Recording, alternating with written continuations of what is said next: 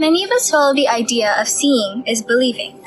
But we all know that there are a lot of times where this isn't exactly true, one of the most mysterious of which could be key to understanding the universe around us.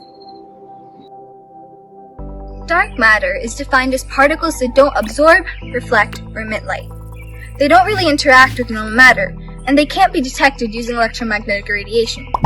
Essentially, with current technology as it is, we have no way of really finding dark matter in space. But if we can't detect dark matter, how do we know it's there?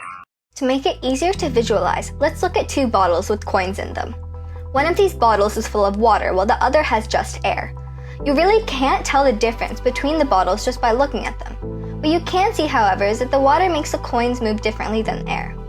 Let's abstract this thinking into how dark matter was discovered. The first person to discover and coin the term dark matter was an astronomer named Fritz Zwicky.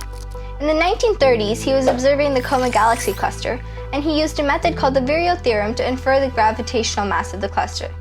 His results led him to argue that there was simply not enough combined mass of visual matter in the cluster to hold it together gravitationally. Zwicky didn't have enough evidence to prove the existence of dark matter. More evidence of this mysterious substance has popped up over the years. Let's get one more example.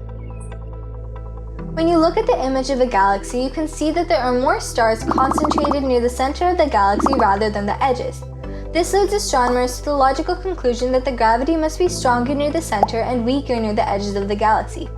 This means that the stars near the edges of the galaxy have to orbit slower than the ones near the center. Otherwise, they break the force of gravity and move off into space. While observing the Andromeda Galaxy, astronomer Vera Rubin was testing out a new spectrometer of a colleague, Kent Ford Jr.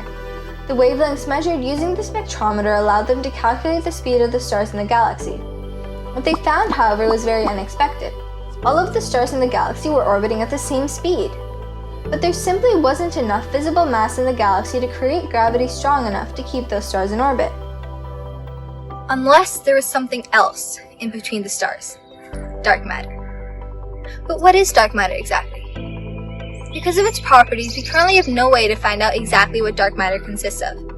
There have been many candidates, WIMPs, axions, bosons, and neutrinos being just a few, but with many of these particles being theoretical or some of the most elusive known to man, hopes have been constantly raised and dashed with no results.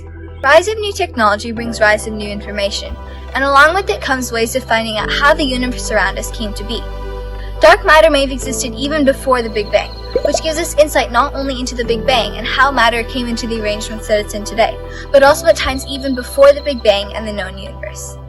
And with that, I'll leave you to think about what else lurks in the dark.